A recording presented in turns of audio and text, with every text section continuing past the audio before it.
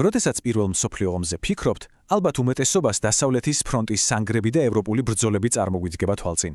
მაგრამ იცით, ამ გლობალურმა კონფლიქტმა საქართველოს ისტორიაც კი სამუდამოდ შეცვალა. მოდით ერთად ჩაუღრმაოთ თუ რა როლი ითამაშა საქართველომ ამ ერთ-ერთ ყველაზე ეპოქალურ მოვლენაში. და აი ყველაზე მთავარი კითხვა, რაზეც პასუხი უნდა ვიპოვოთ, რატომ იბრძოდნენ და იღუპებოდნენ ქართველები, რომლებიც ხომ რუსეთის იმპერიის ქვეშევრდომები იყვნენ, ომში, რომელიც ერთი შეხედვით თითქოს მათ საერთოდ არ ეხებოდათ. აღმოჩნდა, რომ პასუხი ბევრად უფრო რთული და საინტერესოა, ვიდრე გვგონია.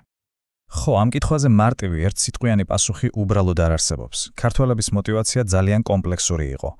აქ იყო ყველაფერი, იმპერიისადმი ლოიალობიდან დაწყებული, ფარული ეროვნული მიზნებით დამთავრებული. მოდით დავშალოთ მიზეზები. პირველ რიგში ეს იყო, რა თქმა უნდა, იმპერიული ვალდებულება. 10,000-ობით ქართველი უბრალოდ გაიწვიეს რუსეთის არმიაში. მაგრამ ეს ყველაფერი არ არის. ქართველი პოლიტიკოსების ნაწილი ფიქრობდა, რომ თუ იმპერიისადმი ერთგულებას გამოიჩენდნენ, ომის შემდეგ ავტონომიას მიიღებდნენ. და რა თქმა უნდა, იყო პირდაპირი საფრთხეც, სამშობლოს დაცვის აუცილებლობა ოსმალეთის იმპერიისგან, რომელიც ჩვენს საზღვრებთან იდგა. ქართველობისთვის ომის მთავარი სცენა შეიძლება ითქვას ეპიცენტრი სწორედ კავკასიის ფრონტი გახდა. აი სწორედ აქ ორი გიგანტური იმპერიის, რუსეთისა და ოსმალეთის შეჯახებისას წყდებოდა არა მხოლოდ ბრძოლების, არამედ მთლიანად საქართველოს ბედიც. უბრალოდ წარმოიდგინეთ კავკასიის მკაცრი ბუნება, გაუვალი მთები, ყინვა ზამთარში. ეს ფრონტი განსაკუთრებული სისასტიკით გამოირჩეოდა, ანუ ჯარისკაცებს უწევდათ არა მხოლოდ მტერთან ბრძოლა, არამედ ფაქტობრივად გადარჩენისთვის ბრძოლა თვით ბუნებასთან.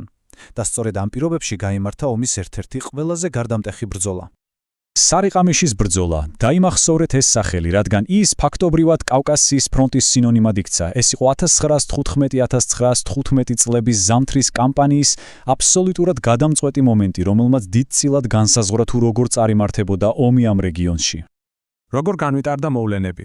ყველაფერი ოსმალეთის არმიის ძალიან ამბიციური შეწევით დაიწყო. მათ კავკასიის სრული დაკავება უნდოდათ, მაგრამ მათ გეგმებს გზაზე ორი ფაქტობრივად დაუძლეველი მტერი გადაეღობა.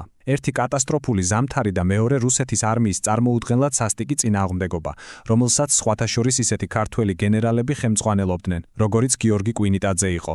შედეგი, ოსმალეთის მესამე არმია თითქმის სრულად განადგურდა. და იცით რა არის ყველაზე ტრაგიკული? არა იმდენად ბრძოლაში, რამდენადაც სიცივის, შიმშილისა და დაავადებებისგან. ზუსტი ციფრების თქმა, რა თქმა უნდა, ძალიან რთულია, მაგრამ ისტორიკოსების შეფასებით ოსმალეთის არმიამ სარიყამიშთან დაკარგა, სადღაც 60,000-დან 80,000-მდე ჯარისკაცი. უბრალოდ დაფიქრდით ამ რიცხვზე. ეს წარმოუდგენელი მსხვერპლია, რომელიც ამ კონფლიქტის ადამიანურ ტრაგედიას ძალიან ნათლად გვიჩვენებს. მაგრამ მოდით ამ ციფრების მიღმა რეალური ადამიანები დავინახოთ. იცით, ომი ხომ მხოლოდ გენერალები, ბრძოლები და სტრატეგიები არ არის. ომი პირველ რიგში ადამიანების ისტორიებია. მოდით გავიცნოთ ორი გამორჩეული ქართველი ქალი, რომელთა ცხოვრებაც ამ ომმა თავდაყირა დააყენა. ეს არის ანა ანდრონიკაშვილი. წარმოიდგინეთ არისტოკრატი, რომელსაც შეეძლო კომფორტულად და მშვიდად ეცხოვრა, მაგრამ ყველაფერი მიატოვა და მოწყალების დახტა. ის პირდაპირ ფრონტის ხაზზე, ყველაზე საშიშ და მძიმე პირობებში უვლიდა დაჭრილ ჯარისკაცებს, თანაც განურჩეულად მათი ეროვნებისა. მისი ისტორია არის მაგალითი იმისა, თუ რამხელა თავგანწირვა და ხუმანურობა იმალებოდა ამ ომის სისასტიკის მიღმა. და კიდევ ერთი საოცარი ქალი, ნინო ჯორჯაძე. ის იყო ფაქტობრივად პირველი ქართველი ქალი სამხედრო ფოტოგრაფი. თავისი ფოტოაპარატით მან ისტორიას შემოუნახა ის, რასაც ვერც ერთი ისტორიული დოკუმენტი ვერ გადმოსცემს. უნიკალური კადრები კავკასიის ფრონტიდან. ჯარისკაცების ყოველდღიურობა, ბრძოლის სისასტიკე და ომის მიერ დატოვებული ნანგრევები. მისი ფოტოები ისტორიის ცოცხარი მოწმეა, სიტყვასიტყვით. კარგი, ომი დასასრულს უახლოვდება, მაგრამ რა დაუტოვა მან საქართველოს? რა იყო ამ ყველაფრის შედეგი? აი აქ საქმე ძალიან საინტერესოდ მიდის, რადგან შედეგები იყო წინააღმდეგობრივი, ერთდროულად ტრაგიკულიც და მეორე მხრივ ისტორიული შანსის მომცემიც.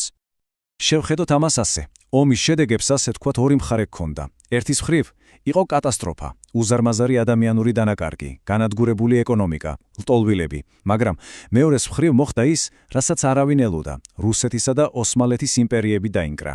ამან რეგიონში ძალაუფლების ვაკუუმი შექმნა. და სწორედ ამ ხაოსიდან დაიბადა ისტორიული შანსი. 1917 წელს საქართველომ დამოუკიდებლობა გამოაცხადა და პირველი დემოკრატიული რესპუბლიკა დაარსდა. ასე რომ, რას ვიღებ საბოლოოდ? პირველმა მსოფლიო ომმა საქართველოს ერთდროულად მოუტანა საშინელი ტრაგედია და დამოუკიდებლობის უნიკალური შანსი. ეს კი გვიტოვებს ერთ ძალიან მნიშვნელოვან კითხვას, რომელიც დღესაც აქტუალურია. როგორ იმოქმედა ამ მძიმე გამოცდილებამ და ამავე დროს ამ მოულოდნელად მოპოვებულმა დამოუკიდებლობამ ქართული იდენტობისა და სახელმწიფოებრიობის მომავალზე? ამ ომის გამოძახილი მერწმუნეთ საქართველოს ისტორიაში დღემდე ისმის.